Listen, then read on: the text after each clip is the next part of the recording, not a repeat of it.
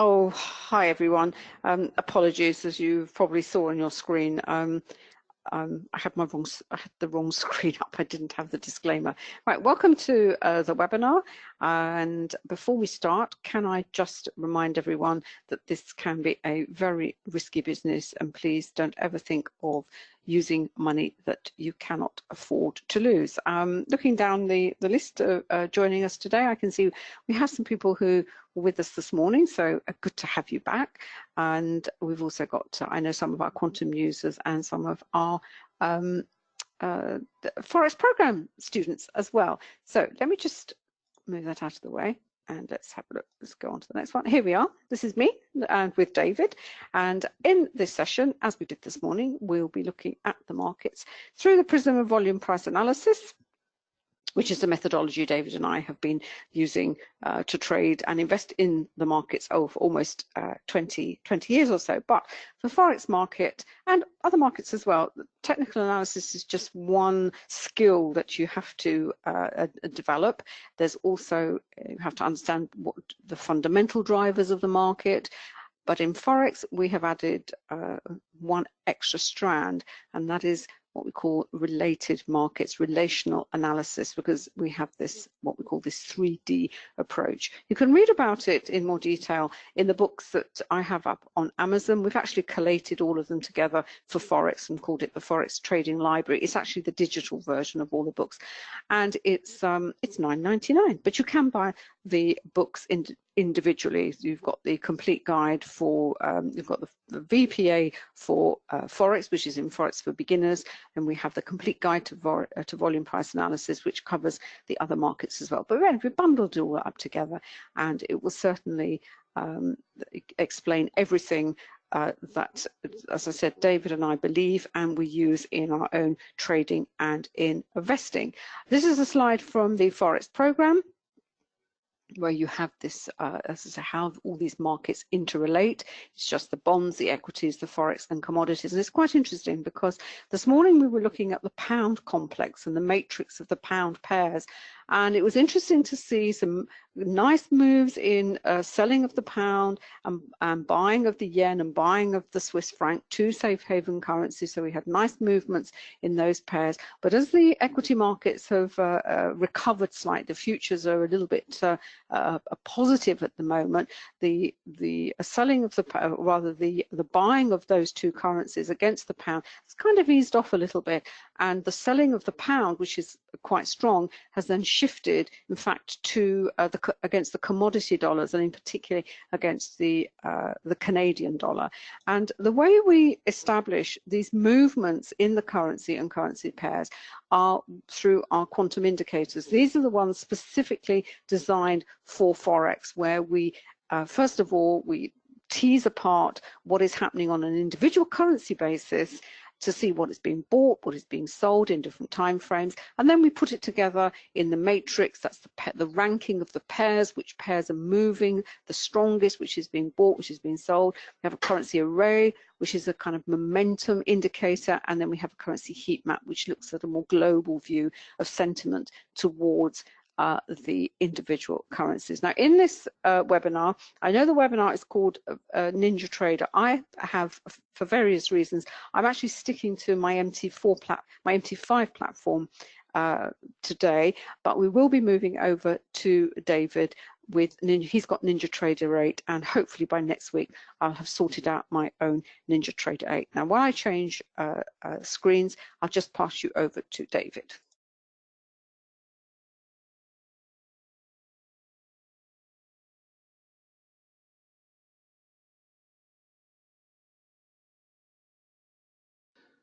Apologies, I couldn't find the the on-off button. I couldn't find the go to webinar button. Apologies, sorry about that lengthy pause. Just to welcome you once again, good to have you with us today, and welcome back those of you who were with us this morning. And I can see we've got one or two new people in the room as well, so good to have you here. As Anna said, if you do have any questions, please just drop them in the chat box. We are happy to answer them there for you. If they're slightly longer questions, more detailed, then we will answer them on air. And yeah, I've got NT8 running. if you're familiar with that particular platform, or NT7 I've got, but I'm definitely on NT8 today, and Anna's on MT5. So I'm going to pass back to her and we will get going. Nice move there on Euro Pound going up as well. Right, I'm not actually going to reprise what I said this morning and the VPA lessons that the British, particularly the pound yen, gave us, because this morning's sessions has been recorded and it will be up on YouTube later on, both on my channel, which is just Anna Cooley YouTube, and Quantum Trading. So for those of you who couldn't come along this morning, it's the first 20 minutes and it really is a talk through on this particular move that we see here on the pound yen, and explaining how volume price analysis can actually help you identify what is likely to be happening, what is likely to happen next. It also talks about congestion and breakaway and what you have to look for to as confirmation of a positive breakout or breakaway from congestion. And it's also quite pertinent because just as we were waiting for this webinar to start, this news was released. I actually got it on the FT. In fact, I'm bringing it on the FT here. Here we are. The EU fines 5 banks 1.1 billion over foreign exchange cartel, and this is the EU. As I said, these are the banks. Barclays, you can see who they are, because they were manipulating the market, fixing the exchange rates to suit themselves. And this is all explained in our forex program. But essentially, the banks that make this market, who are responsible for the prices that you see on your screen, that's just part of their function. Is they have clients who walk through the door and have need for money for foreign exchange. For example, if Japanese exporters all invoice in local currency, so at certain times, twice a year, all that currency that they have acquired, British pounds, euros, wherever, has to be converted back to yen. Mergers and acquisitions, if Honda want to go and set up a plant in Mexico, for example, they have to pay for things in Mexican pesos. They go to the bank. We are talking huge sums of money. The banks then give them an exchange rate. My husband used to work for a very big Japanese company, and they would, all their sales figures and projections were based on an exchange rate. Was it over a year? They let it run for a year or so. 6 months or so. So as I said, the banks know that there's a huge amount of business to be made from their clients just wanting to exchange money. It's on a gigantic scale to you and I going abroad for our holiday. We go to a foreign exchange bureau and we exchange our pounds and dollars for wherever we go in the world. So it's just this, but magnified many, many times over. What the banks then do is they quote them a rate. They will make their money they charge them a commission, but then they will go into the market and they will try and make even more money, because what they will try and do is drive the exchange rate in their favor.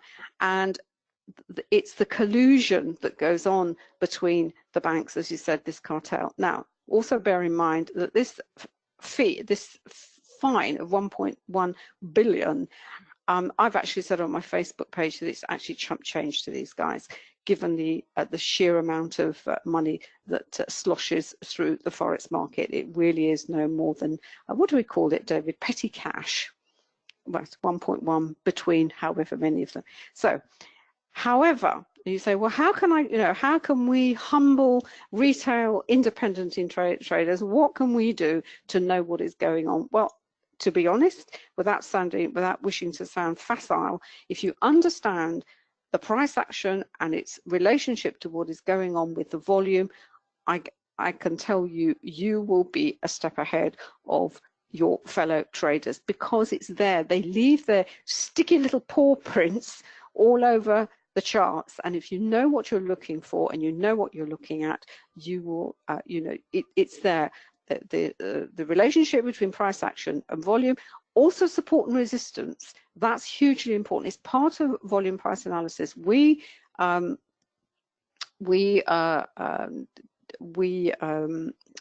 at support and resistance not only through price action support, but we also look through support and resistance through the prism of volume, because we use the volume point of control. And as I said this morning, we looked at it here, but let me just take that down. This is our volume point of control indicator. This histogram here, when we're looking at the volume point of control, this yellow line, this is the area of deepest volume. It's where the market has transacted quite happily for a period of time. It's a congestion phase, but at some point, as all markets do, they will break away.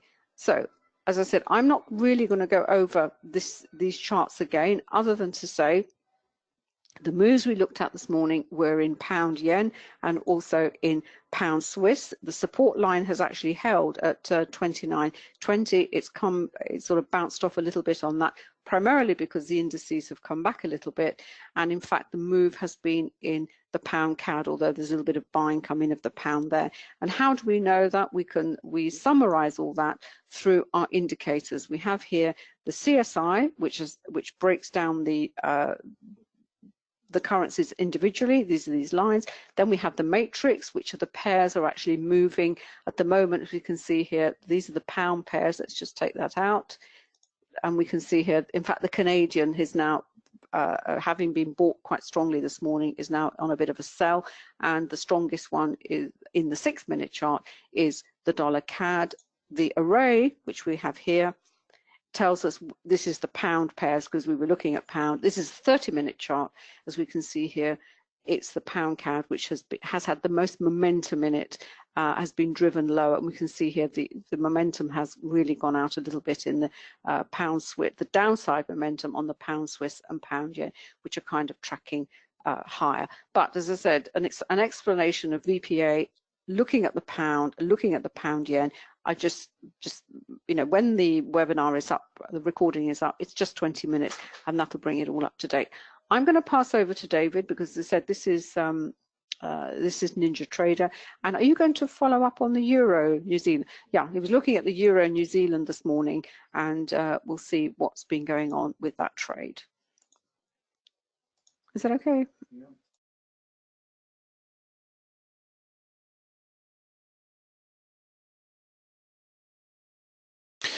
Great, just switched over onto NinjaTrader, and I'll go back onto the multiple timeframes that we were looking at this morning, and just pull up the Euro New Zealand that really delivered throughout the morning, in fact. But I just wanted to start here because it's another example of using the currency matrix, which is on the left here. And as Anna mentioned, there is some pretty heavy selling of the Canadian dollar right now. And you can see that reflected on the matrix itself, because this is, if you like, the perfect scenario where you've got all the counter currency pairs at the top and all the primary currencies here at the bottom. So you've got the CAD Swiss, CAD Yen at the bottom, and all the others aligned up here. So the inference that you draw, the conclusion that you draw from that, is that we are seeing heavy selling of the Canadian dollar. This is a 5-minute time frame, so this is a very fast time frame. But we're seeing a very negative sentiment towards the Canadian dollar through the currency complex. So the sentiment is universal across the complex. So when you're choosing a pair to trade, if it is a Canadian pair, you know full well that the market is doing the same as you are. So you're not trading in isolation. You're not paddling your canoe, if you will, against the general flow of the river. You are trading with the river and the general flow. Let me just hop back onto the multiple time frames here. Just look at the Euro New Zealand. Just pop that out the way. This has gone into its shell a little bit, and it's no great surprise when I pull up the CAD and the Aussie in a moment. But this was basically what we were looking at this morning. We highlighted the nice 2-bar reversal we had. This is where were we? We're around here 7:30ish. This is when we started this morning, and we went through to about this sort of period here, through to 8:30 odd. But this move has been very solid, very steady throughout the session, gone through the volume point of control, deeper through these low volume nodes, and come down to yet another pause point. So that's a really nice trade that's been developing throughout the morning session. Let's go up onto the 15. Let's have another look at it there. And pretty similar picture there. And again, another 2-bar reversal. One of the aspects of taking advantage of such moves is if you don't trade the reversals, and this was a classic setup that is on the recording. It was a classic setup on the CSI where we had the two currencies were at extremes on the faster time horizons, and it was an opportunity to get in early. If you miss the getting in early, then it's a question of trying to identify points at which you're going to jump onto the trend that's already underway. And here you can see we've got a 2-bar reversal. So if you overlay one on top of the other, then that's going to be an upthrust. In other words, the market's tried to rally, decent volume, it's fallen back exhausted. In addition to that, just picking up on Anna's point about support and resistance, which is just as important, very strong area here, which it failed to hold above. So it's closed below that. So that potential platform of what was support becomes resistance. So that's going to hold the price. It's going to give you protection to the upside in case of a reversal. You've then got another level here. In fact, you've got a strong level and a slightly less strong level immediately below it. This is on the accumulation distribution indicator on Ninja. It essentially looks at the number of times a level of price, and bear in mind these are pinpoint. We're not talking about bands here of general price action. We're talking about specific pip-specific regions, pip-specific levels. So you've got 2 levels here. These are tested. Every time they're tested or retested and hold, then the line gets that much thicker because it's been tested several times. So if it's 1 or 2 or 4 or 5, a 4 or 5 level that's been tested will be thicker than 1 or 2. Works in exactly the same way as it does on the MT4, MT5 platform with the support and resistance indicator. The difference is that prints 2 different levels. It prints a dash line for less strong and a solid line for much stronger levels. But the principles are exactly the same. It works on price. And then, of course, you've got the volume histogram down on the right-hand side here, coming down to the volume point of control, which denotes the highest level of volume. But as the price action approaches these regions where we come into low volume areas, then the price is going to move through there fairly quickly because there's nothing in the way of volume. In other words, orders that are sitting there or old transacted orders that are sitting there to hinder progress. So as the price action develops and moves down to these regions, and had it gone through this level here, and you've got a low volume node immediately below, that's a great signal. Why? Because your expectation is for the market to move through there pretty rapidly, which indeed it did. We've now come down to the volume point of control itself. Volume is building here. We're in a congestion phase. That's what we expect to see. We expect to see sideways price action, and we've now got to wait, because what is happening at that level is that the market is in agreement. In other words, there's no strong bearish or bullish bias. So participants in the market are basically saying to one another, in a crude way, if you like, we are in agreement. I don't have a strong bias, one side or the other. And until that bias develops, that's where the price action will sit. Once it breaks away from there, we've got a low volume node here. If it breaks the downside, it's going to go through that pretty quickly. You can also see at the bottom here, the trend monitor, just make that a little bit smaller. There we go, pull the volume up. The trend monitor, as you can see, has been solid red throughout. It hasn't yet transitioned to any other color, despite the fact we've moved into congestion phase here. It may well do in due course, and it could go back to a bullish trend and transition right the way through to bright blue in due course. Who knows? That's what we have to read in the chart and all the various time frames. Similar on 5, we've got congestion on the 5-minute there. Again, another nice example of the power of price-based support and resistance. This is very narrow. We've got 2 very solid lines, this red dash line above, which is acting as a ceiling of resistance, and we've got this very solid blue line below here. It's all very compressed, this price action, which is acting as support. And once one of those is breached, we've had a minor breach there, but it's retraced back inside. One has to be a little bit flexible. You can't, these are not rods of steel. These are just regions of price where we've got very well-defined levels of support and resistance. You can see there it's testing that one again. If we break to the upside, what have we got here? Well, if we hold through here, we've then got a nice platform of support in underneath. We've got a decent amount of low volume here. Nothing much in the way of price to act as resistance in a move higher. These are very light levels. They're only, this is 2, this is 2, this is 1. So in terms of a recovery and a reversal into a bullish trend, that looks fairly promising. If we hold above here, decent volume underneath it to support it. We've got a little bit of buying coming in of that candle there. You can see the high volume there.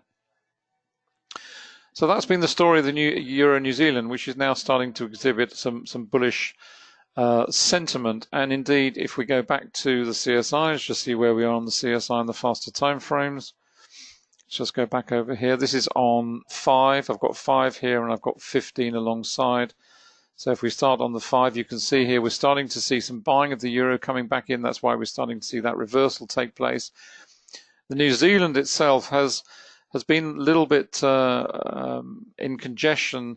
So what's been driving that is very much the euro and less so the New Zealand, which is starting to kick down. If that continues, then that'll develop into a nice trend. You can see the Aussie here is kicking down. Heavy selling on the Canadian dollar, this one, the purple line.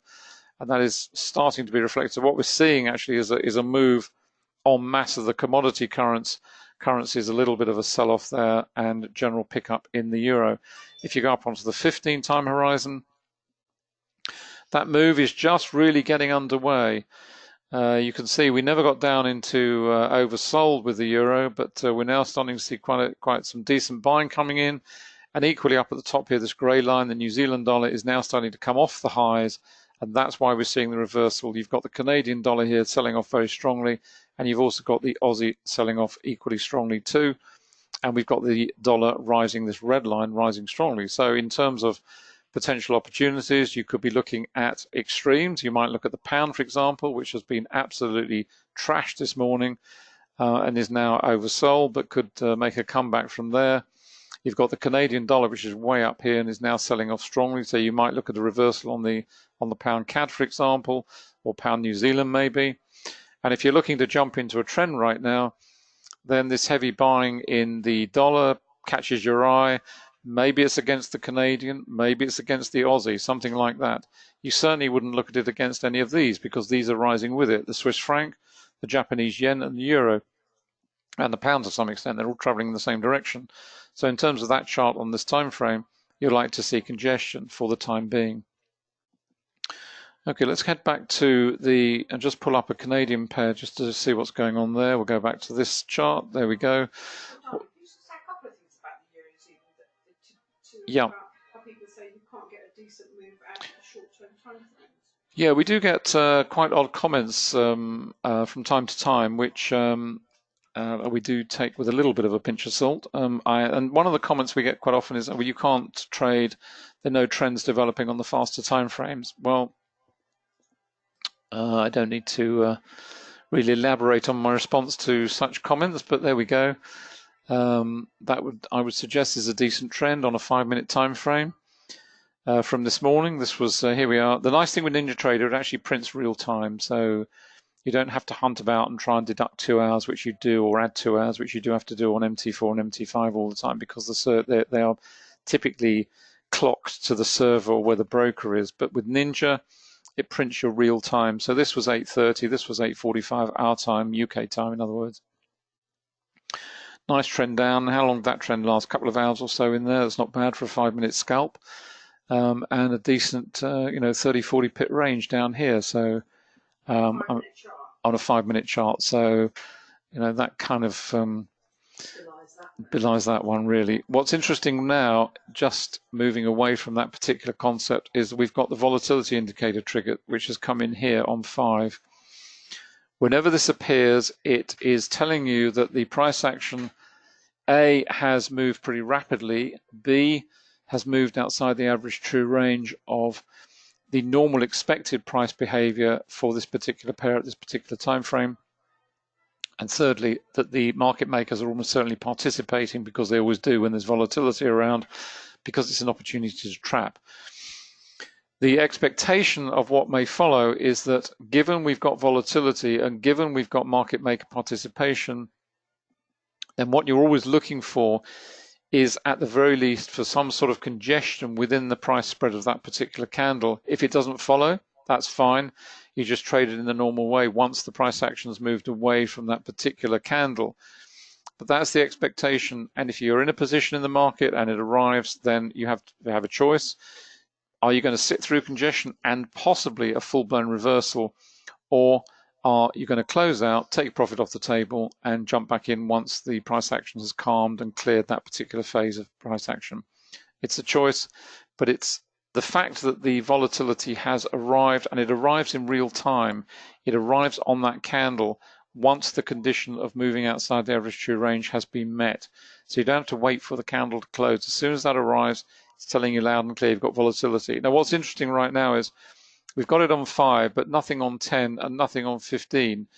So from the perspective of the slightly slower time frames, just pull these up to make them easier to read. There we go. We had a ton of volume coming under this candle, narrow spread candle with a load of volume under it. And it really does, I mean, that's anomalous by any stretch of the imagination. You're always looking for those anomalies. You're looking for either price agreement or price disagreement with volume. And where you get agreement, that's fine. It's just telling you everything is fine, everything's cushy, and we're just going to trade on in the same way. But when you get the anomalies, that's when you start to move into the analytical mode. Is it buying? Is it selling? What are we seeing? Why are we seeing this anomalous price action? Because if you just take that particular volume bar there, and bear in mind this is through London, so we're quite happy comparing from around about this point here, right the way through as we start to move into the US session here. This is almost, I wouldn't say it's double, but certainly 1.5 times the highest volume here. So clearly there's something going on in that candle. It's a narrow spread. If that had been heavy selling, you would expect the candle to be down here somewhere, a nice widespread down candle. It hasn't. Therefore, the inference from that piece of price action and that particular volume bar is that we are seeing buying coming into this market. The market makers have moved in en masse. They're buying this market. And in terms of the follow through, what you expect to see is some decent volume taking this market higher and away from the volume point of control, and basically moving from the bearish phase of price action through to potentially a bullish phase of price action. The trend monitor has already started transition on 10. You can see we were bright red, we've gone to dark red. We may go to this color, dark blue, and ultimately through into bright blue, or alternatively could miss that dark blue phase completely and move through into bright blue in due course. Ahead, we've got some price resistance overhead at 70.70, so 6 or 7 pips ahead of us. Not hugely well developed, but developed enough to possibly cause the market to pause at that level.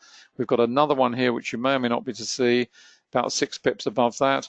And then we've got light price space resistance up ahead. Where this gets heavier is up at this level at the 1995 area. So if we develop a 30 pip range up here, then we expect to see the market certainly run into some difficulty at this region, certainly congest at that period at any rate. And to get through that will require an increase in volume as well. Just drop that one out of the way. There we go. See what we're going. Okay. Another little nice anomaly here on 30. We had the downtrend. What you can also see here is as we got to the latter stages, it's anomalous in the sense of a group of candles and we've got falling volume. So what that is telling you is that if this market were falling heavily and strongly, this should be the other way up. We should see rising volume because it takes effort to fall, as indeed it takes effort to rise. A rising market with rising volume is self-evident, it's intuitive, if you will, but a falling market requires just as much effort to fall. So if you see a falling market associated with falling volume, that is telling you that the selling pressure, if you like, is waning. The number of sellers in the market is falling away, and therefore if this is falling and that's falling, then it's coming to a natural pause point at the very least and possibly a reversal. We've got some decent buying coming in under that one, under this particular volume bar here, which is why we're seeing this rally start to develop. Pop that one out of the way. Let's just go and have a look at the Euro CAD and the Euro Aussie as well. Let's just go to Euro CAD first. There we go. This is the nice move that's developing. And as we saw on the CSI, we've got Euro rising, Canadian falling. So that's exactly what we're seeing. It's what we want to see. Let's go up onto the 5-minute. Nice little trend developing. Decent start to the move. Nice injection of volume there, driving it higher. Little bit of worry there if you're seeing that. The market's rising, volume's falling. It's the inverse of what I was talking about in terms of falling market, falling volume. This is the anomalous relationship, if you will, where the market is rising and volume's falling, because here you want to see rising volume and rising price. Nevertheless, it is in general agreement in terms of the price action. The one that is probably in disagreement is this one. If you look at this candle, that's the volume. Compare it with this one. Lots of volume, half the volume. So that in itself is, it would be a worry. You would see it coming on the chart. But the next candle looks okay.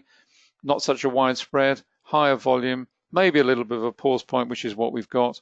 And we're seeing the volume fall away here as well. So this has an element of weakness about it. We've got so far ahead, we've got a low volume node here. So if we can push through there, then it should get all the way back up to the V-pot with a bit of luck.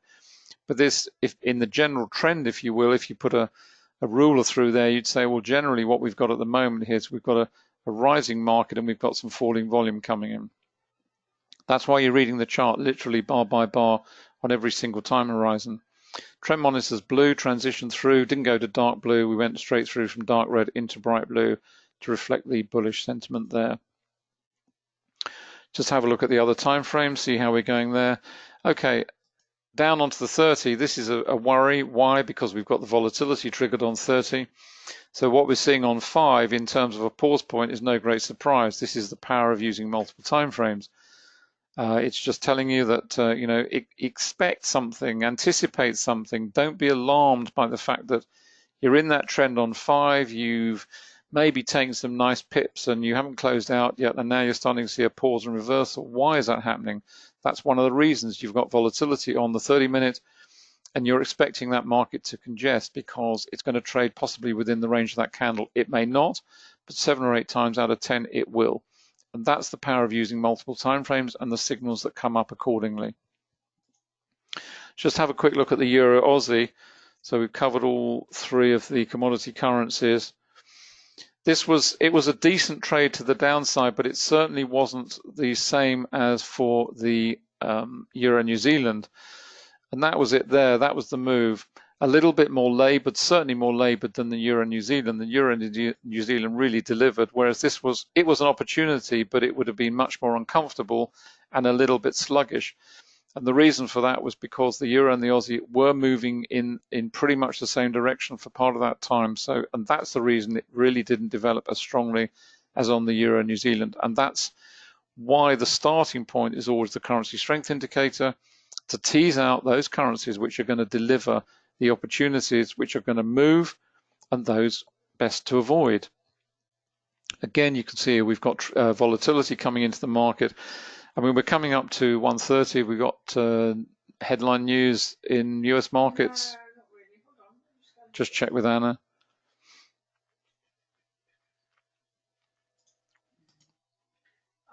Yes, it's ADP. ADP. Okay, we've got ADP, which is not, and fully fed. Okay. So there is some news up and about in the next sort of 10 minutes or so here, UK time. We're running at 13:20. So, there's some volatility. It's an opportunity for the market makers to get in and push the market around and trap traders into weak positions. You've always got to be aware of session crossovers, etc., etc., etc. And all of this is covered in the program. You can see here up on 15. Oops, sorry, gone. Where's it gone? Where's it gone? That one. There we go. Click the wrong button. There we go. 15. Another example. This is the volatility indicator. It's triggered. What have we got? Reversal. Straight back inside the spread of the candle. Had another one here. You would expect this much more because obviously the price action closed well off the highs, but nevertheless back inside the spread of the candle. This is painful if you're trading that to the long side and you're stuck in that congestion phase for that period of time. That's painful, I can tell you. And exactly the same situation here. Rapid move higher. And the reason this is such a powerful indicator, and it's $57 for goodness sake, but the reason it's so powerful is because the market makers understand the trading emotion that goes through every single trader when they're looking at a chart. And when they see something that's fast moving, a snap in price, it suddenly jumps, it suddenly starts to move. Your immediate emotional response is to jump into that trade. It's just how we're made. And to sit on your hands through that sort of price action is very difficult. But what the volatility indicator triggers, it tells you, A, that the volatility is coming in, the probability is the market makers are participating, and therefore just be careful. It's a warning signal, if you like, to be aware of what is going on and don't get drawn into these trap moves that are so damaging. Ultimately, this may continue in the same direction. It doesn't signal a reversal per se. What it does signal is congestion, and that congestion is painful because it means you are then suffering the emotion of sitting in a trade and worrying and stressing, and uncertainty creeps in, and to some extent boredom as well, and probably at some point you'll close out. That's the way the market works. It's just a fact of life, and the market makers understand it better than anyone else. Let's just go back to, oops. Let's just go back to the Euro CAD again. Let's go back to the CSI, just see what's going on there. And I'll pull up the indices as well, and we can see what's happening. This is on 15. We've got the Euro rising there with the Swiss franc, yen. These are the commodities. We've got the Canadian there, New Zealand, not selling off as strongly as the Canadian, but the Aussie is selling off fairly strongly as well. Down onto 5. And the Aussie is actually got to oversold now and starting to see a little bit of a rally there. And to some extent, the Canadian as well never got down into strongly oversold, but it's starting to kick up a little bit also. And the New Zealand dollar there is starting to flatten off a little bit. That strong buying we saw in the US dollar up here, that's now reached an oversold and is starting to kick lower. Let's just go and have a look at the indices themselves, which I've got over here. There we go. This is, again, fast time frame. This is on 5 minutes. Let's click that over there. This is the yen on the left. I've got the dollar in the middle, and I've got the euro over here on the right. Just pop these up full size. This is the yen. We've seen some selling of the yen. Little bit of congestion now. A lot of the yen direction will be dictated by the indices. They have been rallying through the morning a little bit, and certainly had a strong rally yesterday. Pretty much recovered the losses of the last 3 days ago rather. So we've had 2 strong up days and possibly another up day today with a bit of luck. So if that is the case, then we will see some further yen selling in due course. This is the dollar. This is the rally in the dollar that we've seen on the CSI and on the faster time frames at any rate. That looks as though it's still continuing higher for a little bit. We've got an interesting candle arrangement there on 3, short-term reversal. And in terms of the euro, well, it's a little bit patchy, a little bit congested. It's not really going anywhere very strongly at the moment, certainly on the 5-minute time horizon at any rate. Let's just have a quick look and see what the indices are doing ahead of the next webinar. Let's just pull those up. Here we go. There we go. This was where we were on the day. This is on the NQ, the NASDAQ. This is the futures contract for the NASDAQ 100. Those were the 2 days I was talking about. Recovery, again, you can see volatility candle to the downside. Very unusual to get these on the daily and the weekly, but we've had so much volatility in the last few weeks. We had one there and one here, but on this one, down to the volume point of control, we've now retraced that and regained all of that. This is the price action of the day so far. A little bit indecisive. We've had a decent run this morning. It's come off the highs ahead of the open. This is on the 15-minute. Just head over to, this is the Dow, this is the YM as futures contract for the Dow Cash 30 market. And that's the rally we've had this morning. Now pausing ahead of the cash market open, which is no great surprise. Let's go back into Forex. There we go. That's the Euro Aussie. Tried to break. Now we've got another volatility here to the downside this time. So we've got volatility to the downside, retracement back inside the spread of that candle probably, which is what we're seeing right now. Awful lot of volatility. You can also see what happened here. This is the support and resistance coming back into play. This is price based. So we had a strong level here, hit that, tried to test it again, bounced off. So that's held. So that's pretty strong. And this is the VPOC down below. And we've got, pretty dense volume in this region as well. So if this market is really going to break away, then it's going to have to break away with some sustained volume to the upside. Very patchy at the moment. We've got a volatility candle, a volatility trigger down here on 30 as well.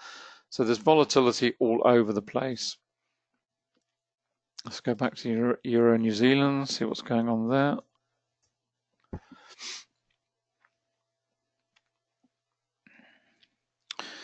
And pretty much the same picture across the pairs there. We've got volatility, we've got indecision, we've got markets moving sideways now. So it's just a question of being patient and waiting.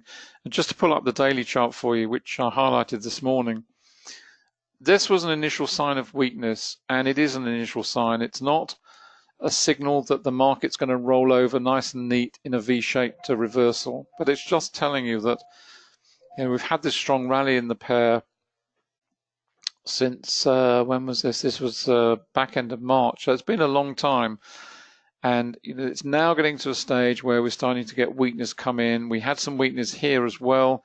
Market carried on, then reversed, climbed a little bit more. But this is not a strong rally. It's getting tired. It's getting weak. So this is a signal. We've got a similar sort of setup coming today. We've got possibly a wick to the upside, may or may not close like that. But if the volume's good and we've got another effort to rally and closes with, you know, a narrow spread body, you've got, again, some further weakness. We had a wick yesterday.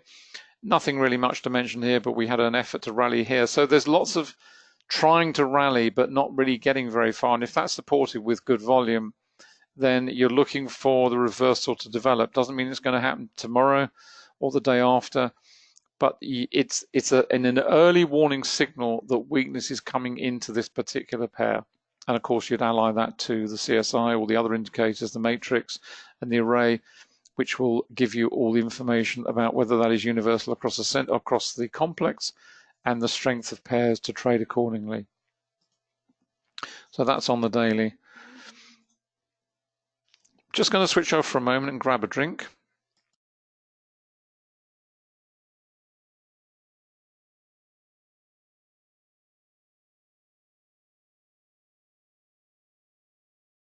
Just before I pass back to Anna, I've got the Renko running here as well, and it's nice to see that what the Renko delivers is it reveals momentum of the market. The Renko and tick charts are non-time-based charts, so what they reveal is something that time-based charts never can, which is momentum. The governing factor for a Renko is up here. This is basically set to 1.2 pips. It's automatically delivered by the Renko optimizer. So it's telling me exactly what setting to apply to this particular pair. But the speed that brick is built is not governed by time. It's governed by how quickly that particular factor is delivered. So as soon as the price actions move 1.2 pips, it'll deliver. So what you see on a Renko chart and what you see on a time-based chart is raw momentum of the market, the speed the market is moving at. The indicators work in exactly the same way.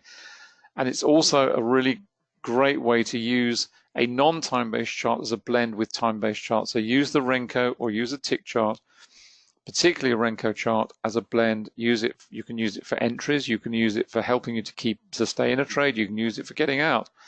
But it's a great blend to use a non-time-based chart with time-based charts as on this workspace. I'm going to pass back to Anna because I've been talking for a long time, probably far too long, and I'll pass back to her for a change of voice.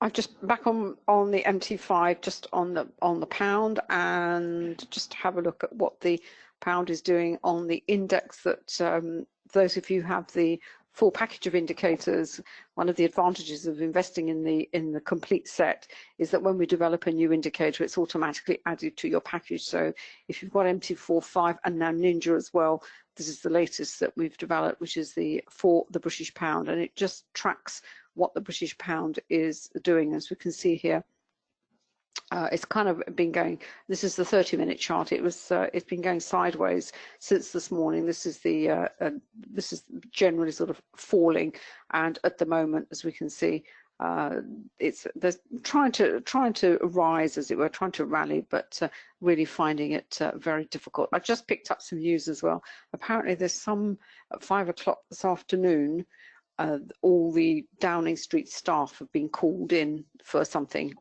Behind the scenes, apparently, the Prime Minister's been taken off and meeting various members of the hierarchy of the Conservative Party. They're trying to get rid of her, but she's been hanging on by her fingertips, hasn't she? So we will see. So it could be some interesting news later on for the British pound. In terms of news, there's it's all sort of second tier. Although I think the governor of the Bank of Canada is speaking later on. I think we're going to stop there because we've got another another webinar later when we call it the day trading. We use NinjaTrader, and I've really got to dig out my Ninja 7 and causing me all sorts of problems. But we are actually going to look at oil in particular, because one of the things I mentioned in a previous webinar, and we've had a couple of traders come back to us, and which is lovely, is if you want us to have a look at any particular pair or any particular market, and then we can incorporate it into the webinars. And in fact, this person has sent me quite a detailed email. He's quite a new trader.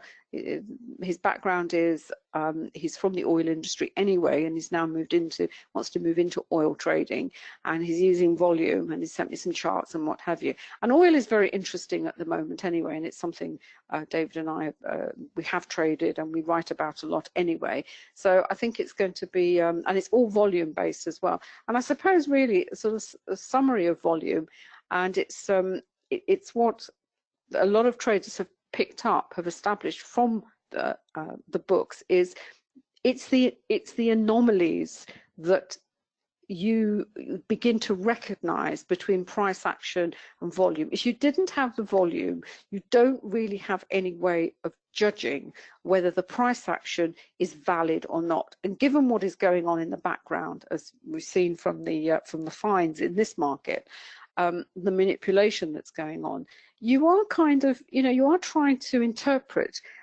with one eye closed, as it were. But what volume does, and even if you just pick up the anomalies, you start by looking at, well, why is that not right?